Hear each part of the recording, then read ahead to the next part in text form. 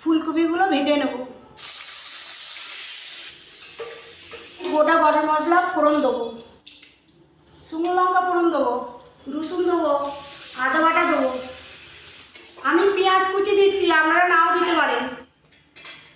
Tomato কুচি দেবো, পরিমাণ মতো বিট নুন দেবো, পরিমাণ মতো নুন দেবো, স্বাদ মতো চিনি দেব।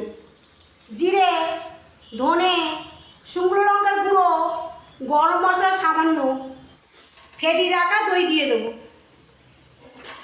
আমি কাজু বাদাম, কিশমিশ, পোস্ত, চারমগজ বেটে রেখেছি একসঙ্গে, সেইটা আমি দিয়ে দেবো। এবার আমি গরুর দুধ দিয়ে দেবো। এবার আমি ভাজা ফুলকপিটা দিয়ে দেবো। নামানোর আগে কাঁচা লঙ্কা আর ঘি দিয়ে দেবো।